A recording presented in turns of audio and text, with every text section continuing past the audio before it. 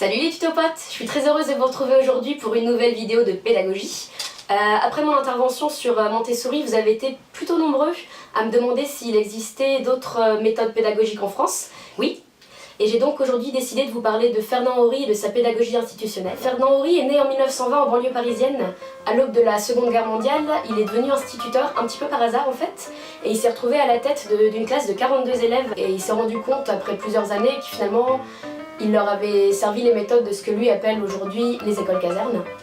En 1939, la guerre éclate et Fernand Horry doit migrer à la campagne avec sa classe, et il va finalement se rendre compte que les élèves ont un corps, qu'ils bougent et qu'ils ont leurs propres soucis personnels, et que lui jusqu'alors avait finalement servi la soupe, comme il dit, à ses élèves sans se poser la question de leur subjectivité.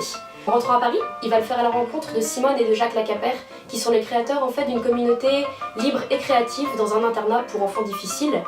Et à partir de cette rencontre-là, lui, il va mettre en place une expérience relativement inédite pour l'époque. Il va se retrouver à la tête d'un groupe d'élèves, de 96 élèves, et il va créer là ce qu'on appelle la classe coopérative, où il va décider de carrément supprimer les contrôles, d'inciter les élèves les plus âgés à s'occuper des plus jeunes, mais aussi de travailler vraiment dans la liberté et l'autogestion. C'est une méthode qui va faire totalement scandale. Il va se faire emprisonner sous le régime de Vichy, notamment aussi parce qu'il aura à ce moment-là publié ses écrits. Et en 1949, il va rencontrer Célestin Freinet. Finalement, la pédagogie institutionnelle va naître d'un désaccord entre Freinet et Horry sur le fait que la psychanalyse freudienne doit être présente ou non au sein d'une école. La rencontre entre Horry et Freinet va quand même donner à Horry l'exemple concret de comment appliquer cette espèce de vision qu'ils ont, eux, d'une école plus communautaire et plus libre. Pour créer cette pédagogie institutionnelle, Fernand Horry et son équipe sont partis d'un constat assez simple.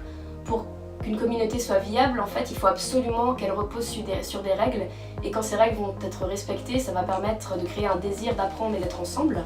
Finalement, la critique la plus franche de Ferdinand Horry envers la pédagogie classique, si on peut dire ça comme ça va être la relation binaire qui va exister entre un élève et son professeur, où souvent du coup le professeur est en position de supériorité, de savoir par rapport à un élève qui va se retrouver finalement relativement passif dans ses apprentissages.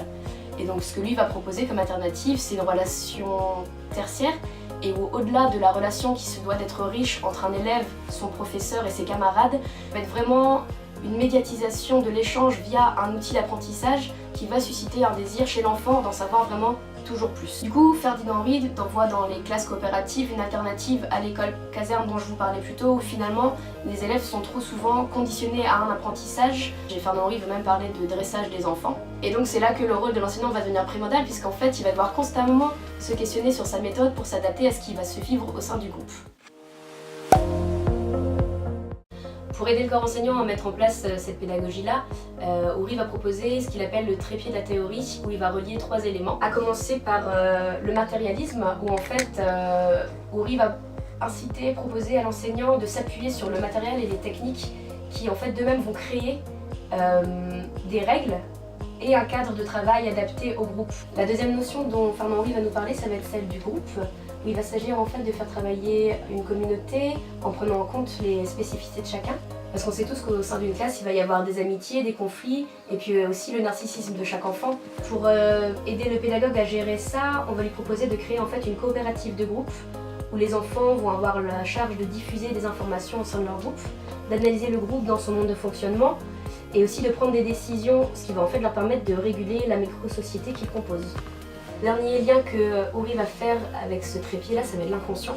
Contrairement à Freinet, Horry est persuadé que c'est primordial de prendre en compte l'inconscient de l'enfant. Ici, le rôle de la psychanalyse, ça va absolument pas de faire du pédagogue un clinicien, pas du tout. Ça va être plutôt de le rendre à même de comprendre ce qui va se vivre au sein de sa classe. Au-delà de ça, on va aussi pouvoir proposer au pédagogue en fait de pouvoir déposer ce qui se vit dans sa classe au sein de groupes coopératifs d'analyse. Oui, donc c'est une question intéressante, et au risque de vous décevoir, il a aussi pensé à ça. Ce qu'il faut savoir avant tout, c'est que Fernand Horry est un fervent pratiquant de boxe et de judo. Donc pour remplacer le principe d'évaluation qu'on connaît tous trop bien, Horry propose d'emprunter au judo en fait le principe des ceintures de couleur que lui va appeler des ceintures de comportement. Ça va inciter l'élève à devenir autonome et responsable, et en fait ça va être des ceintures qui vont se gagner au mérite selon l'attitude de l'élève. Dans la pédagogie institutionnelle, il y a aussi l'argent qui va faire son entrée dans l'école, mais là la monnaie ne va pas être utilisée comme une récompense, ça va être bel et bien un salaire pour l'enfant. Et dans le cas où son comportement ne serait pas très adéquat avec la vie en communauté, on peut aussi lui donner une amende. C'est-à-dire qu'on va vraiment avoir une reconnaissance sociale de l'attitude de l'enfant au sein de son groupe. Finalement, vous aurez tous remarqué au cours de votre parcours scolaire que c'est une pédagogie qui est finalement assez marginale et peu utilisée en général.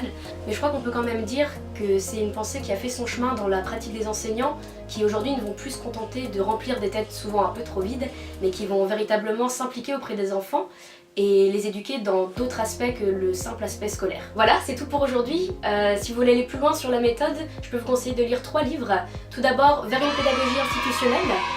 Ensuite, Chronique d'une école caserne. Et du coup, pour finir, de l'école coopérative à la pédagogie institutionnelle. Je vous dis à très vite. N'hésitez pas à me poser des questions ou à me proposer un nouveau sujet en commentaire.